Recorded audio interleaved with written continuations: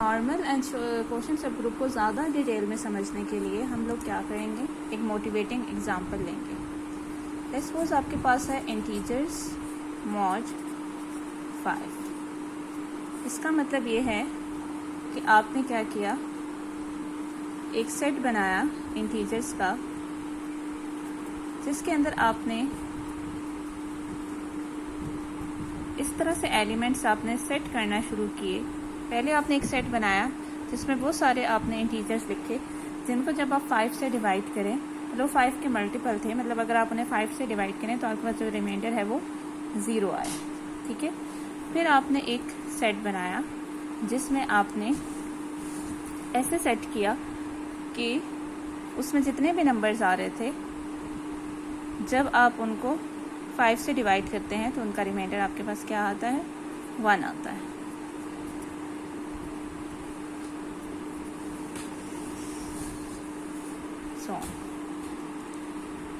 ठीक है। फिर इसी तरह आपके पास आपने सेट बनाया जिसमें आपके पास रिमाइंडर 2 आ रहा था, फिर रिमाइंडर 3 आ रहा था एंड रिमाइंडर 4 आ रहा था। अब इसके बाद अगर आप फर्दर जो है वो बनाएंगे तो इसमें से दोबारा सेट्स बनाने की कोशिश करेंगे 4 के बाद, तो आपके पास दोबारा से वही नंबर आना शुरू हो जाएंगे।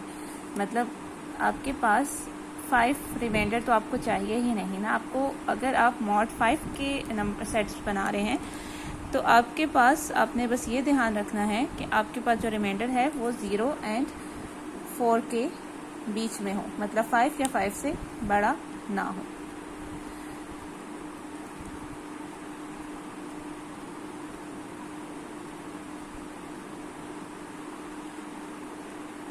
तो यहाँ से आपको एक चीज़ क्लियर हो गई।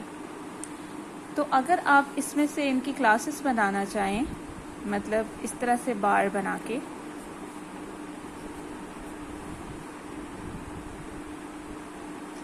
तो ये हमने 3 तरह के सेट्स देख लिए। एक का रिमाइंडर 0, एक का 1, एक का 2, एक का 4, एक सेट का और एक सेट का जो है वो 3 एंड 4। ठीक है। तो आपके पास ये जो सेट होगा 0 के ऊपर ये जो बार लगी है, इसमें वो सेट आएगा जिसमें वो सारे एलिमेंट्स आएंगे जिनका रिमाइंडर 0 है। इस सेट में वो सारे एलिमेंट्स आएंगे जिनका रिमाइंडर 1 है, इसमें वो जिसका रिमाइंडर 2 है, इसमें वो जिसको 5 से डिवाइड करने के बाद रिमाइंडर 3, और इसमें वो आ रहे हैं जिसको 5 से डिवाइड करने के बाद आपके पास क्या आ जाएगा, रिमाइंडर 4 आएगा। तो आप इसको कह सकते हैं कि ये आपके पास जो सेट है इंटीजर्स का मॉड 5 वो आपके पास किसके बराबर है, वो आपके पास बराबर हो जाएगा 0 बार, 1 बार, 2 बार, 3 बार, 4। तो यहाँ से आपको मॉडुलो जो आप पढ़ते रहे उसकी एक डिटेल आपको एक्सप्लेनेशन मिल गई कि इस मॉडुलो के अंदर बेसिकली वो सिर्फ एक नंबर नहीं आ रहा होता बल्कि वो पूरे सेट्स आ रहे होते हैं जिन सबको 5 से डिवाइड करने के बाद रिमाइंडर 0 है, या 5 से डिवाइड करने के बाद रिमाइंडर 1 है, या 2 एंड 3 एंड 4 है रिस्पेक्टिवली। ठीक है। तो इसको हम कहते हैं कॉन्ग्रुएंस क्लास।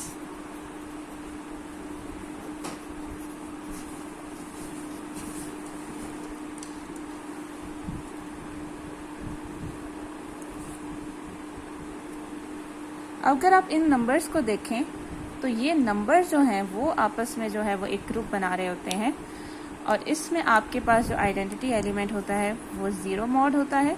और अगर आप 2 नंबर्स को ऐड करें, जैसे 1 एंड 4 को ऐड करें हैं तो आंसर आपके पास 0 आ रहा है, और इसी तरह आपके पास 2 एंड 3 को ऐड करें हैं तो आंसर आपके पास 0 आ रहा है। तो ये आपके पास क्या है, इनके इनवर्स भी इधर ही एग्जिस्ट करते हैं, मतलब ये एक ग्रुप बनाते हैं, और ग्रुप की जो प्रॉपर्टी है वो ये होल्ड करते हैं कि आपके पास इनवर्स भी हो और आपके पास जो है आइडेंटिटी एलिमेंट भी एग्जिस्ट हो करे, और किसी भी 2 को नंबर्स को कंबाइन करें तो वो उसी में आए। तो देखें आपके पास जब आपने सेट बनाए, 5 सेट बनाए, ठीक है, इन 5 सेट्स में से देखें अब आपने इनको इस तरह की फॉर्म में, ग्रुप के लिए अगर आप लिख रहे हैं तो आप उसको इस तरह की फॉर्म में लिख देंगे, लेकिन अगर आप इनको खोल के लिखें तो बेसिकली ये आपके पास 5 इनफाइनाइट सेट्स हैं। ठीक है।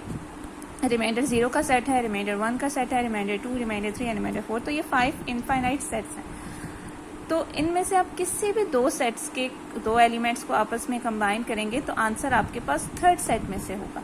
बिल्कुल वैसे ही जैसे ग्रुप में आप किसी भी दो एलिमेंट्स को कंबाइन करें तो कोई आंसर जो आता है वो कोई थर्ड एलिमेंट जो इसी ग्रुप का होता है, बिल्कुल वैसे ही अगर आप इन सेट्स में से कोई भी दो एलिमेंट्स कंबाइन करेंगे तो उनका जो आंसर होगा वो किसी थर्ड सेट में से बिलोंग कर रहा होगा।